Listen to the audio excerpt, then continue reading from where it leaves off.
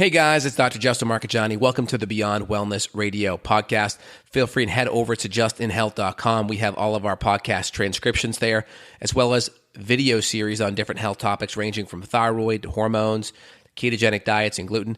While you're there, you can also schedule a consult with myself, Dr. J, and or our colleagues and staff to help dive into any pressing health issues you really want to get to the root cause on. Again, if you enjoy the podcast, feel free and share the information with friends or family, and enjoy the show. Hey guys, it's Dr. Justin Marcagiani here. I am with Garret Salpeter, who is the CEO founder of Neufit Technologies down in Austin, Texas.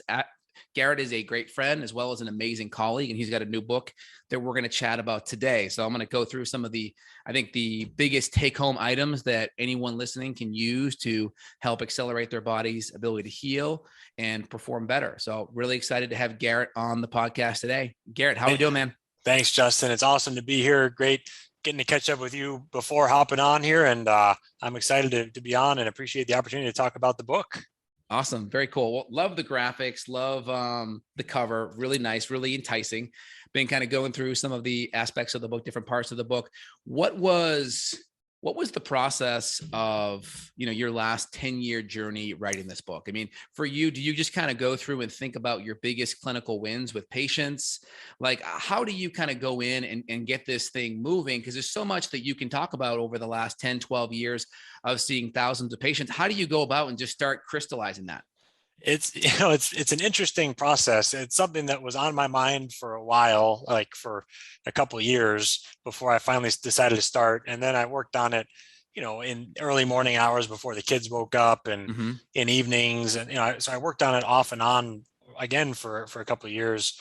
The original catalyst for doing it was a combination of two things. One is people telling me, hey, you gotta write a book to share, you hear all these great stories about how this technology helps create these miraculous recovery stories. And then what really motivated me to finally do it is I kept getting asked by people like, hey, where can I read more about this? Hey, where's the book on this? And my answer until recently was, well, it's, stuff that I've learned by combining, reading textbooks and combining different mentorships and workshops and experiences that I've done in the fields of physical therapy and functional neurology and pedagogy and physiological psychology. And so there just wasn't a place where everything was kind of brought together in one way. And so that was a big motivating factor for me, was to have the resource to be able to share with people. And then, I kind of fell into this trap of making it, just going like super deep on all these areas that I'm interested in. Originally, the first version of the book was probably too dense and academic. And so I had written, I'd got to get up in the morning for an hour or two before the kids wake up and write this over the course of, a year and a half, probably. Got to 130,000 words, which is like a huge, like a thick textbook encyclopedia type thing. And then we finally, we're talking with our team about, hey, what's going to be the most meaningful, valuable thing that we can offer to people? And we decided that it would be something that was more accessible, that more people, clinicians and lay people alike would be able to read. And so I worked with an editor to help break it down from 130,000 words to 60,000, literally like cut it in half. And then, and this is the finished product. Very cool. Because I know you started off your PhD at UT in this type of field, in exercise physiology, human performance, looking at a lot of the electrical physiology technology and how it connects to healing. So you kind of had this thesis kind of in mind and took that and kind of translated it back into a handbook that people can apply kind of day in, day out for performance. So it's a big shift at the doctoral level back to the everyday human level. That's right. It's been kind of an interesting thing, like that. It's very true. What I described to people when they would ask me for the book before this was out was, I'd say it's kind of this breadcrumb trail that I've been following through the research and these different disciplines. And as part of my journey in trying to piece together this knowledge base in a meaningful way that can be beneficial clinically and in all these different settings, part of my journey, like I was so passionate about learning this stuff that I ended up going back to school into this neuroscience-based PhD program in emphasis on motor control. And I ended up ultimately leaving that in order to launch our product and do the other things that I'm doing now. But we have a PhD neuroscientist who's our director of research now, who's been able to do that even better than I could or would. So that's great. But yeah, I mean, I literally have had to go all these different directions to piece it together, and it just it's very exciting to be able to come back full circle and package it together into a book like this that draws on all those different disciplines. Yeah, very cool. Because how I first came across you before I moved down to Austin is I found a lot of your YouTube videos online. And one of the things that really struck me was you had a lot of these, stories, these kind of timeline situations where someone would come in with an injury and you would kind of timeline their ability to heal over 2-3 months or so from major injuries that would take 6 months, 12 months. And I was blown away with the idea that you could take people that, hey, this injury, according to conventional orthopedics, is a 1 year start to finish to heal. And you would take these people and get their injury recovery time down in half or even 60 or 70% faster. I thought like that was amazing. And it kind of sold itself that, hey, what you're doing is working. And so that was pretty cool. Can you talk about, what some of the tenets were that you were applying that was allowing you to do better than what the conventional PT, orthopedic surgery route was? That's a great question. And it's kind of like, okay, what's the special sauce? What makes it different? Mm-hmm. And that's one of the biggest themes in the book that we talk about, is making this distinction between hardware and software, between how most typical therapeutic interventions, most traditional physical therapy, orthopedic medicine is focused, really enamored with and obsessed with tissue and structure. Whereas there's a whole other side of that coin, right? There's function, like hardware and software.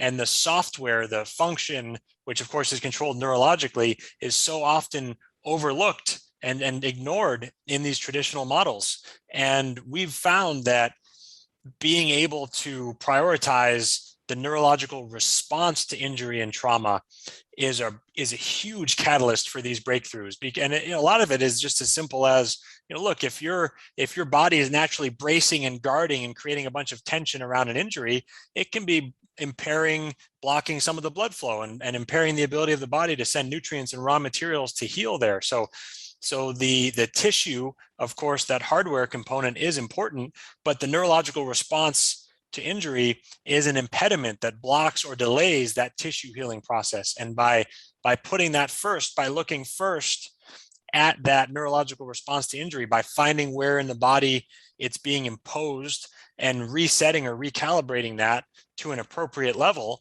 we've been able to open the floodgates, if you will, so that the body's natural healing process can progress without impairment.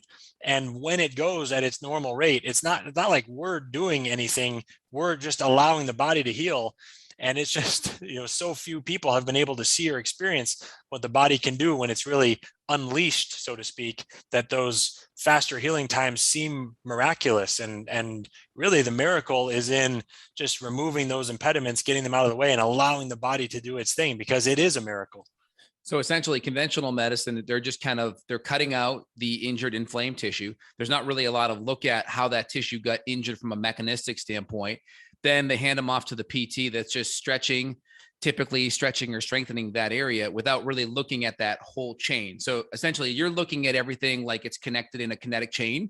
So you're looking at all the muscles and the joints above and below, and you're looking at the nervous system's ability to recruit and stabilize those different areas. So you have your newbie device. So you're using that as a means of, one, I think, rehabbing and strengthening the muscle and the nervous system, but you're also using it as a means of detection. Can you talk about how it has dual purposes?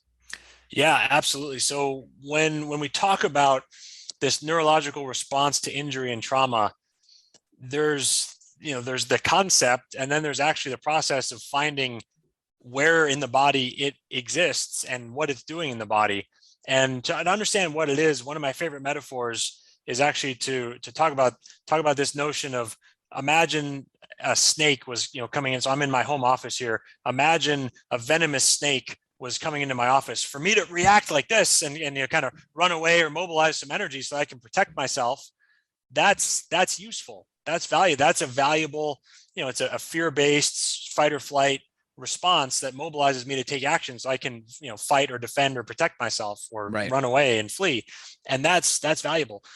However, if I react the same way to a rubber snake that my daughter put there, that's an overreaction. That is inappropriate. I'm wasting this energy, trying to protect myself from something that's not a real threat. And our brains and nervous systems do this to us. And forgetting these examples of like pain and injury, for example, a lot of people have this experience, thinking about someone who gets really nervous before they go public speaking, for example, something like that.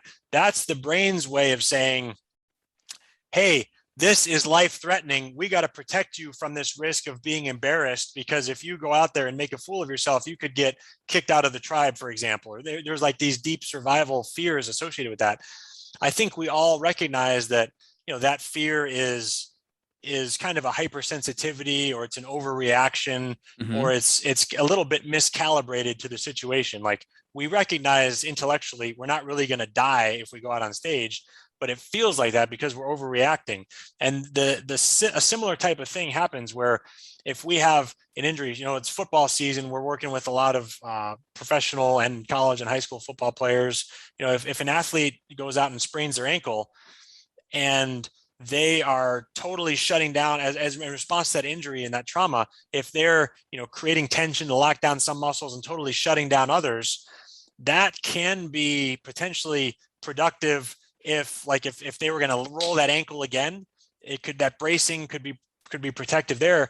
But if they're not doing that, if they're trying to rehab and get back to normal movement, those patterns actually stand in the way. They delay that recovery process. They're reacting, as if they're pounding that ankle again, like there's a real snake coming in, when really it's a rubber snake and they're safe now.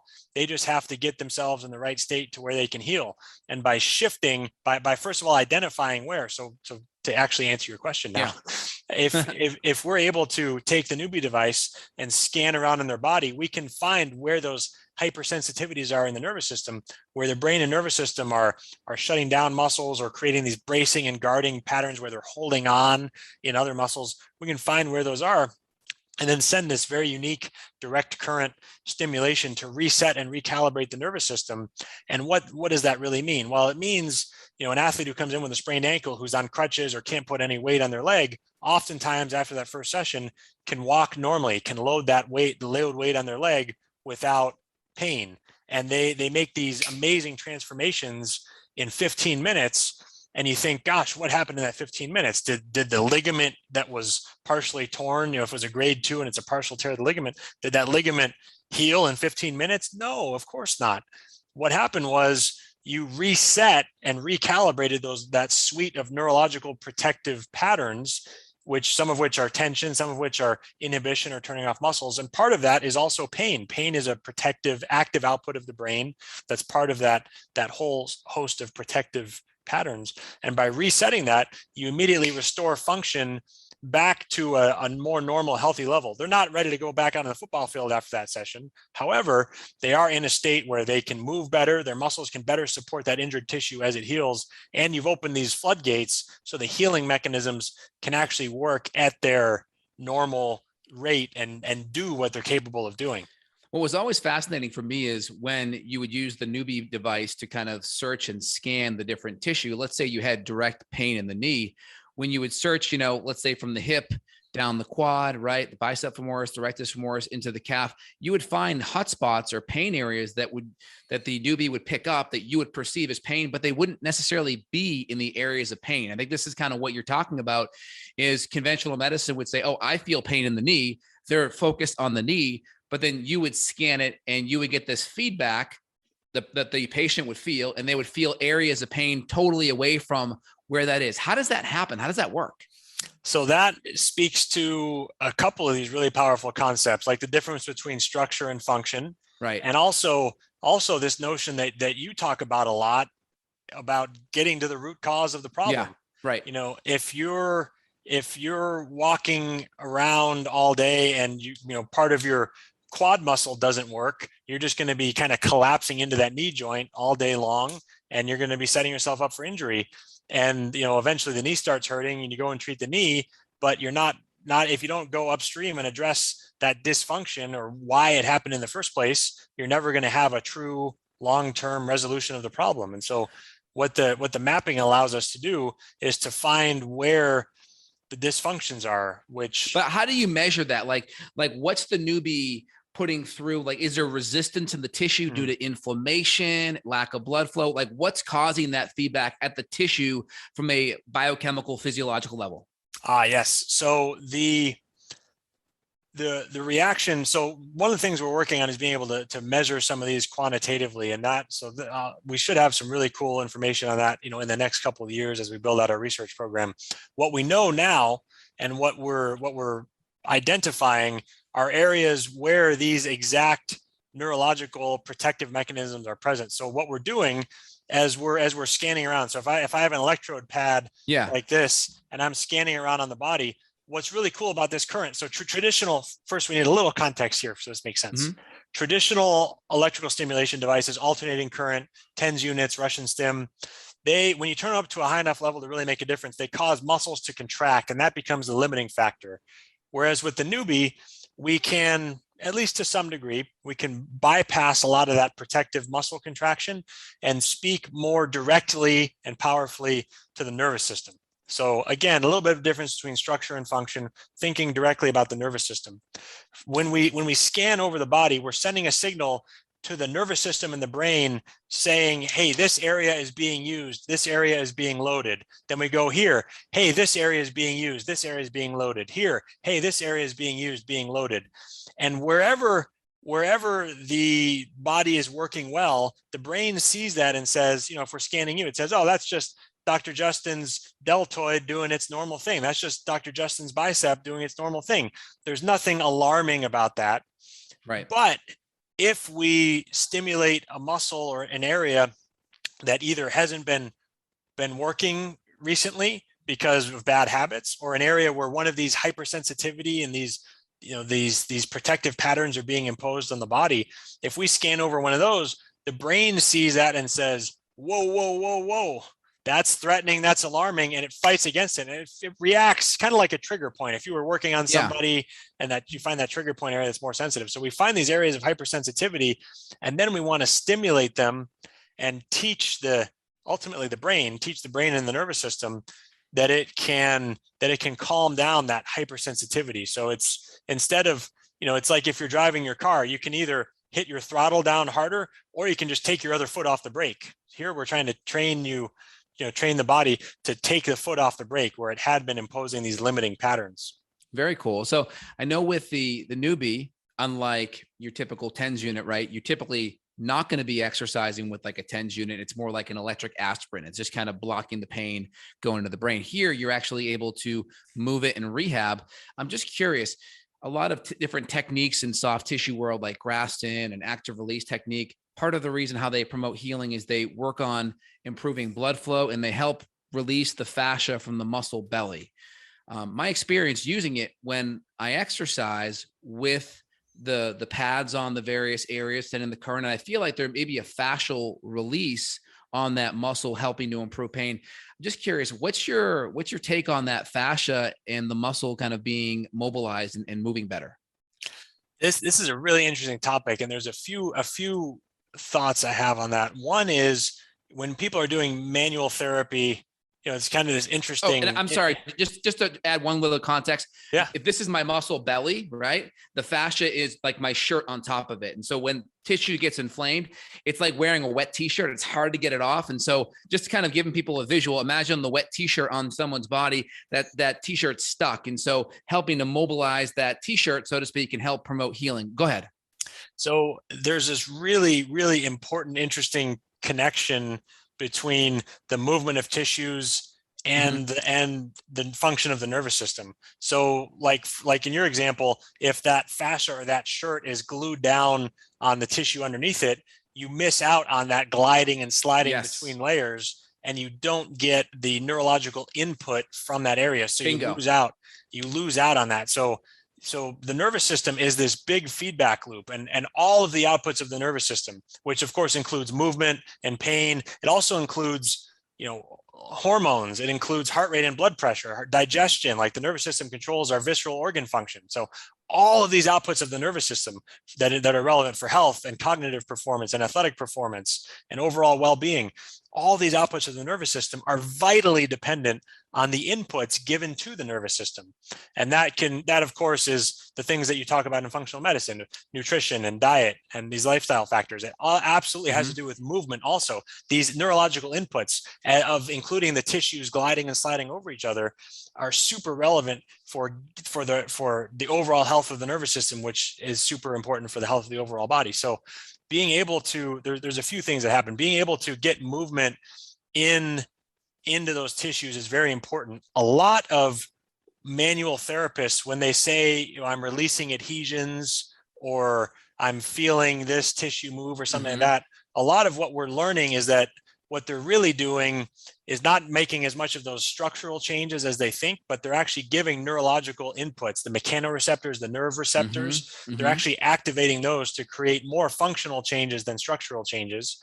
And ultimately, though, you need both. Like you need the tissues to move over each other, and you need to move them through enough ranges of motion and create the inputs so that the brain gets enough input so that it can maintain healthy function and get all the inputs it needs to drive appropriate controls of the body for movement and everything else. And when we're working with the newbie, you're affecting both. You're moving and affecting structures. You're getting mechanical tension, which can definitely help move, create the kind of friction that helps break up issues between the layers of those tissues. And you're getting the neurological input. So it can work well in combination with those other manual therapies, and ultimately you need both. I mean, you need good structure, you need good function, and I hope that adequately addresses the question. But I think ultimately we're trying to work on both. So we'll put some links down below for people that want to get more information, either about seeing Garrett or Garrett's clinicians at his clinic, or if you're a practitioner and you want to get more information on being able to use this device at your clinic, or if you're someone abroad that wants to work with Garrett staff virtually, we'll put some information down below. So someone comes in, right? You give them a workup, you have a full physical exam, you're looking at neurological signs, you're testing muscles as well to help find which muscles are off and on for compensation pattern stuff. You're using the newbie, you're scanning, looking for all these areas of dysfunction. You're always evolving your method, right? The Neufit method. What else has been plugged into the Neufit method the last year or two that you've kind of added on recently? So the biggest thing that we've done in the last year is really explored the benefits of using very specific frequencies. And this is one of the biggest champions of this type of work is a doctor named Carol McMakin, who has seminars on frequency-specific microcurrent. And the basic premise is that basic premise is resonance. So for example, if I have the keys to my car and I go out in the parking lot, I hit the unlock button. This key only unlocks my car. It doesn't unlock your car or my friend's car or the other car across the parking lot. It only unlocks my car because that signal resonates with that car. It's also the same thing if you ever heard of like the opera singer who hits that note, much better than I would do. and that particular frequency of that note resonates with the lead atoms in glass, and it breaks the glass. So we can apply certain frequencies to the body that will resonate or preferentially go to and interact with certain tissues. So if you're trying to recover from an Achilles tendon injury, for example, we can, in addition to our usual treatments working on neuromuscular function, we can use a particular frequency that would direct that signal to the tendon tissue and help even further speed up the healing and amplify the healing effect of that, increase more blood and more resources specifically to that tissue. Is this a new feature on the newbie where you can adjust the frequency? So it's something that we built it in to the newbie because I had kind of glimpses of this, and we've only really started to explore the full benefits or more of the benefits of that in the last year. And it's part of, for clinicians who are have completed our certifications. That's part of the level 2 certification that we put out sometime in the last year. And that's been really exciting to see some of the outcomes that people have been able to create with that. And that goes down a whole road of like Dr. McMakin, for example, has frequencies for different organs and things like that. We, with the newbie, our work and our scope is more around, neuromuscular conditions and pain and things like that. So, we're not necessarily able to, speak about or make direct claims related to Right. the health of certain organs or things like that. But, there are some really cool things that people are able to do with this concept. Very cool. There are two more things I want to hit on. In the book, you talk about heart rate variability, which is essentially the unevenness between the heartbeat. And it's a good window into recovery and the parasympathetic nervous system response.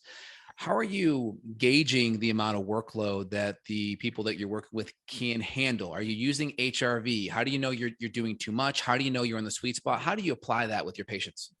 That's a great question. And this is, I think, part of the future of medicine and sports performance training is this notion of stress management. Yeah. And what heart rate variability, what it basically shows us is it answers the question of how well are you, this individual standing in front of me, how well are you able to keep up with all of the stressors in your life right now?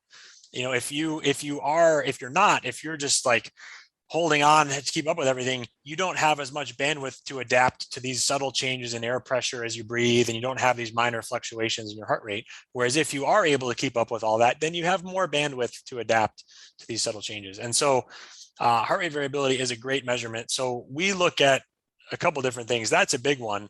If we look at someone's HRV status when they come in for a session and we see like, dang, they're really in a stressed out state, we may have a more recovery oriented session with them that day. Over time, we also, for people who have these wearable devices that track their sleep, track their HRV, we have them do that. We just completed a study with BioStrap, who makes this one that I'm wearing on my wrist. Wow. It's the best clinically validated of these, relatively inexpensive wearables. They're within 1% measurement of the gold standard of electrocardiogram. So like when you put electrodes all over the body and measure the activity of the heart. Yeah. So cool. they have, we worked with them and we saw that doing sessions on the newbie, that people increased their heart rate variability. They decreased their resting heart rate without doing any cardiovascular training at all. Also improved sleep and arterial elasticity, so blood flow and blood vessel health.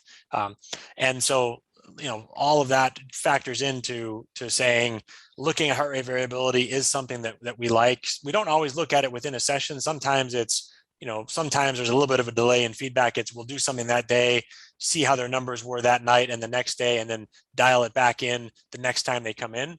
So sometimes you get real-time feedback. Sometimes it's, a day or two, and you have to kind of start slow, see how much they can handle, walk up to that line.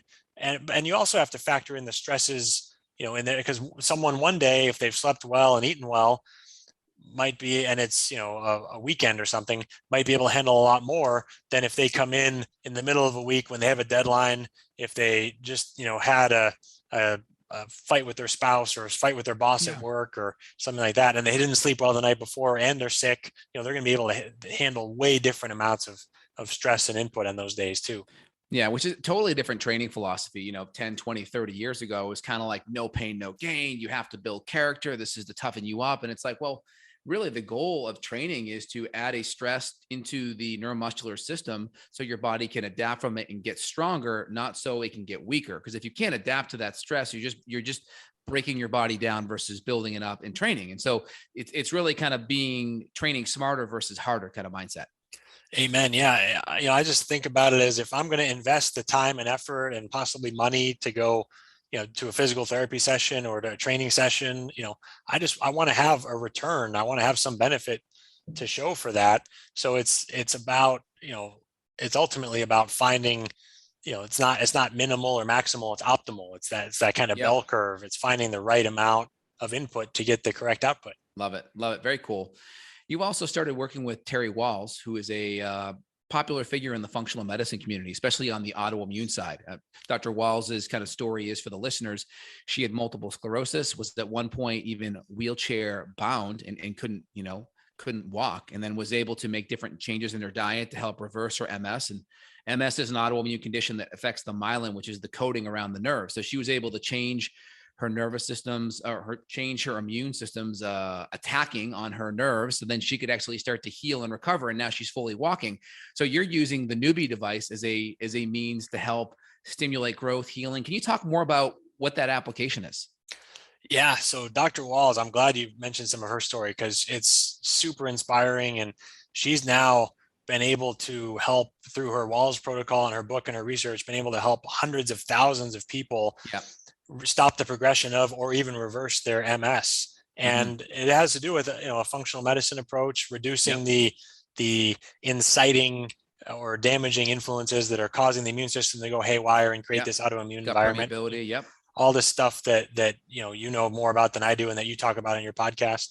And the reason we worked with her is that she had this limitation in her program where she could help people stop the progression of their MS. And then they get to the point where they say, okay, that's awesome. Now what can I do to restore the function that I lost? Now what can I do if I want to be able to drive my car again, or not have to have a caregiver at home, or I want to regain my autonomy, I want to be able to walk or play the piano again. Like, okay, like that's awesome that we stopped further damage, but now how can we do that? And that's where we got connected by a mutual friend. And she saw, I was describing Neufit to her and some of the work we'd done with other neurological patients, and she saw, hey, this kind of fills in this next step in our program. And since then, she's invited me to speak at several of her seminars and live and virtual events. And she very graciously gave an endorsement for my book. And we've been able to work with her to share this message and kind of plug in Neufit as part of her program.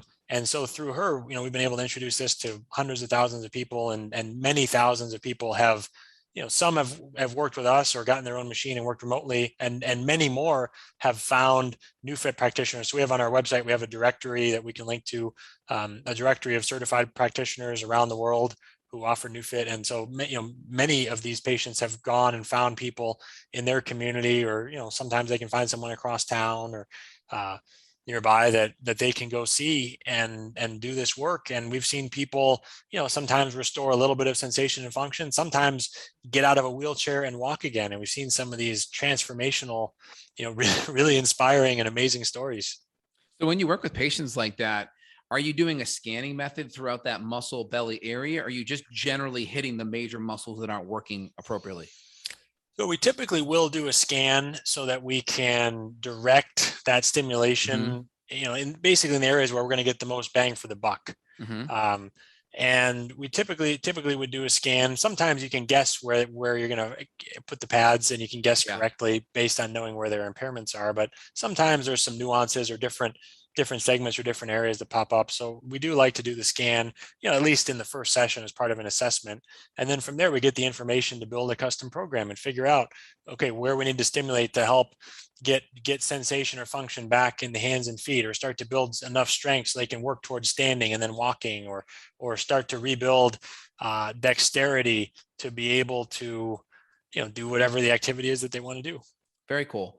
And then last question I have for you out of the gates here would be, nutrition is obviously important, right? It's the building blocks of all of our nerves, our muscles, right? Quality is important. We don't want to add more toxins via, plastics and hormones and pesticides, those kind of things. What are some of the foundational diet changes that you work on with your patients to really accelerate improvement? Is it the quality of the protein? Is it a certain amount? Is it fats? What are the best bangs for your buck with nutrition to get better healing? So we're looking at everything through a neurological lens. And when we do that, we end up drawing many similar conclusions as you do through a functional medicine lens. So there's a ton of overlap. Maybe the way we speak about it, or maybe some of the things we prioritize or emphasize are a little different. But for us, one of the biggest, especially in these autoimmune conditions, right? When you talk about the immune system and inflammation gone haywire, but also just for brain and nervous system health overall, inflammation is such a key, because if you eat an inflammatory meal, you'll see IQ drop 10 or 20 points, because the inflammation impairs brain function so significantly and impairs peripheral nervous system function so significantly. Blood flow too. Yeah, absolutely. So for us, reducing inflammation is one of the highest priorities, whether you're just looking at overall health or you're looking specifically through that lens of trying to optimize neurological function. So that becomes a big deal. Reducing inflammation. So we're looking at, cutting out as many omega-6 seed oils as possible. Look, getting more saturated fats from good, healthier sources. I mean, we're talking about, grass-fed beef or pasture-raised other animals or wild-caught fish, different things like that. The sources of fat become really important in reducing those omega-6s. Having good monounsaturated fats like avocado and olive oil. And assuming someone is screened for food sensitivities, and none of these things are going to be like an individual person's kryptonite or something. Like eggs can be great for some people. Yep. Have a good health profile if they have those nice, good, dark orange yolks. But for some people have sensitivities and shouldn't have them. So essentially, you're really pulling out all the inflammatory stuff, the refined sugar, the grains, those kind of things, maximizing good fats, maximizing good proteins, obviously having enough building blocks. So the tissue we're breaking down, there's enough reserves to build that tissue back up as well. That's right. Yeah. So all those sources of fat I mentioned, the meats and eggs, also happen to have very good sources of protein associated with them. I also like collagen protein if we're trying to help someone rebuild tissues. Yep. And then also when we talk about inflammation and health of the nervous system, the gut is so important. So, I'm a big fan of, I have, different fiber powders that I put in my drinks every morning. And then, the nervous system also is a big input. So trying to do what we can to get that parasympathetic activation, as many times as we can throughout the day to help with digestion is also a huge deal. Are you still doing the ample drink every day? I haven't done those in a while. I like those. I haven't done them. Let's see. Well, there was a reason I stopped. Oh yeah. I think I really like the concept. I just didn't love as much of the like whey and egg white proteins. I'm more of a collagen and, meat guy. Yeah, I'm a big collagen guy too. You just don't get enough connective tissue amino acids, the hydroxyproline, proline, glycine. Interesting. I have the same situation. What's one clinical pro you've come across recently that you think most of the audience will be able to benefit from? Like just anything in the last couple of months that's like a real heavy hitter that would help a lot of people. Ooh, that's a good question. I mean, in our realm, when we're doing a lot more of this, pain, movement, dysfunction, injury, helping people. The frequencies that I already mentioned, the biggest thing that jumps to mind in the last few months is some more of this work that we've done on frequencies. Cool. And being able to find these resonant frequencies that it's really cool when you can feel this kind of resonating effect. It feels like you almost get these charges building up. So it's something that admittedly someone would have to, find a provider who has our device in order to experience it. But for our practitioners, being able to identify this and initially these frequencies were only used really in the microcurrent realm, but to use them with stronger power delivery, with stronger current levels and deliver that power, that's been one of the biggest things that really jumps out. And I just have already seen some really cool things happen there. So that's one of the biggest, more for practitioners who do have access to this device, admittedly, but it's a really cool effect when you feel that resonance happen. Very cool. Awesome. Well, thanks for all the excellent information, Garrett. Again, the Neufit Method, all kinds of good info and more. We talked about a couple of things in the book here as well. Take a look at it. If you have chronic pain issues and you're not healing, or you have lingering injuries that aren't getting over the top, we'll put a link down below where you can reach out to Garrett and his staff. And we'll put a link to the book as well. We appreciate it. Anywhere else, Garrett, the listeners can go and check your information out at? So we're most active social media wise on Instagram, and the handle is Neufit RFP, and it's Neufit NEU, like neurological, FIT, and then RFP for rehab fitness performance. So I'm on there, our team's on there. We respond to DMs and comments and everything, and would love to interact with you there. And hopefully, if you're interested in the book, hopefully you'll read it. If you check it out on Amazon, please do leave an honest review on there. The feedback is wonderful. It helps us know what people like, what people don't like, what content we can provide more of. I can assure you that having put in the hours on the book, I really appreciate that feedback very much. Very cool. And if you guys are listening and driving, we'll put links down below where you guys can reach out and support the book. All right, Garrett, awesome chatting with you. You have a great day, man. Good chatting. Take care. Thank you, Justin. It's been a pleasure. Same here. Bye now.